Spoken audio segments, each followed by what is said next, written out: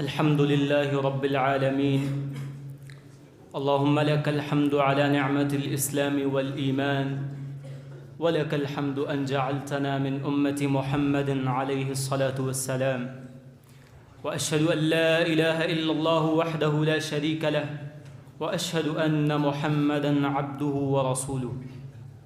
اللهم صل وسلم وبارك على سيدنا محمد وعلى آله وصحبه أجمعين. أما بعد، أيها المسلمون، يقول الله تعالى في قرآنه بعد أعوذ بالله من الشيطان الرجيم: قل الله أعبد مخلصا له ديني فاعبدوا ما شئتم من دوني.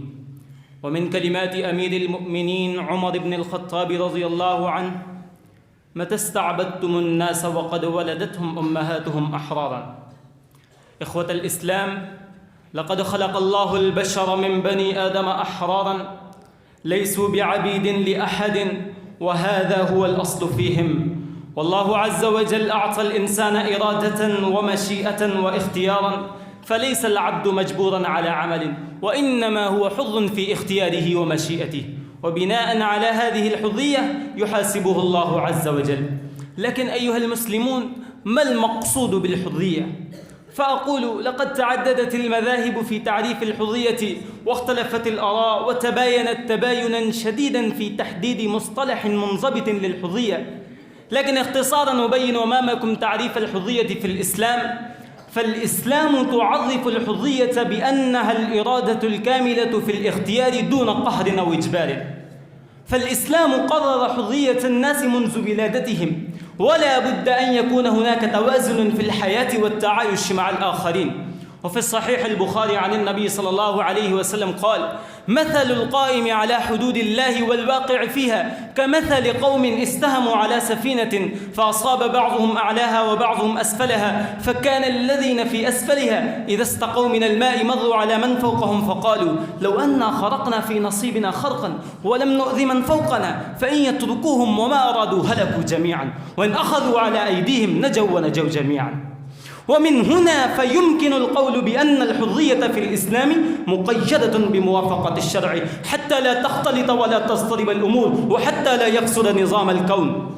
فالحرية في النظرة الإسلامية ضرورة من ضروريات الإنسانية، ولقد اعتبر الإسلام الرقة بمثابة الموت، واعتبر الحرية إحياء وحياة. فعتق الرقبة أي تحرير العبد هو إخراج له من الموت الحكمي إلى حكم الحياة. أيها المستمعون الكرام، فلا حرية مطلقة في الإسلام، وإلا ما كان للعبودية الله معنى، لأن الحرية المطلقة تقتضي ألا تقيد بأي قيد. وكيف يبتلي الله الناس ويحكم عليه هذا عبد صالح وهذا فاسد؟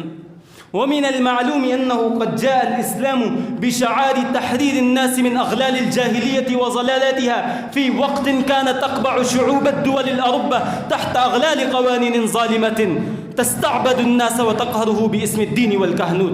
وقد عبر الصحابي ربعي بن عامر رضي الله تعالى عنه بكلمات بليغة عن أهداف هذه الرسالة حينما قال له رستم: ما جاء بكم؟ فقال: الله ابتعثنا وجاء بنا لنخرج من شاء من عبادة العباد إلى عبادة الله، ومن ضيق الدنيا إلى سعة الآخرة، ومن جور الأديان إلى عدل الإسلام. ومن صور الحرية التي أعطاها الإسلام للإنسان أن يختار ما يشاء من المباحات، فيأكل ما يشاء، ويلبس ما يشاء، ويمتهن ما يشاء من المهن، ويعمل ما يشاء من الأعمال، وكذلك يبيع ما يشاء، ويشتري ما يشاء، ويستأجر ما يشاء، ويؤجر ما يشاء من سائر التصرفات. ففي كل ذلك له حرية الاختيار ما لم يرد فيه حرمة.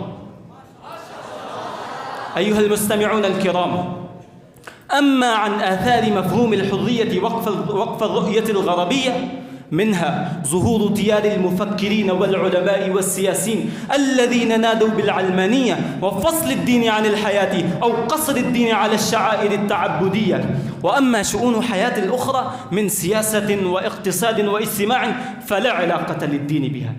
ومنها الدعوة لحظية العقيدة، أي عقيدة ولو تجسدت في حركة عبادة الشيطان أو في الشعوذة والخرافة. الدعوة لحظية الجنسية وحظية التكوين الاختياري الجنسي، وأن المرأة مالكة لجسدها ولها حظية التصرف فيه. وأما عن آثار مفهوم الحرية برؤية إسلامية، منها إدراك الإنسان هدف حياته وهو العبودية الله عز وجل وتوثيق الصلة به سبحانه وتعالى والاعتماد عليه والثقة به مع بذل الأسباب والوسائل المعينة له على عمارة الأرض. ومنها التنعم في المآكل والمشارب، فالمحرم منها قليل ويسير ومحدود. أيها الأخوة الأفاضل، هذا هو مفهوم الحرية عند الغرب، وتلك هي مظاهرها، وهذا هو مفهوم الحرية برؤية إسلامية.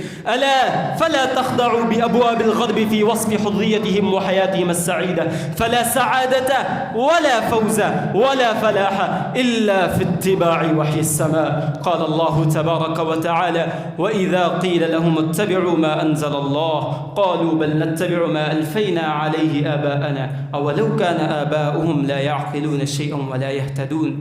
أقول قولي هذا، أستغفر الله لي ولكم ولسائر المسلمين، واستغفروه إنه هو الغفور الرحيم.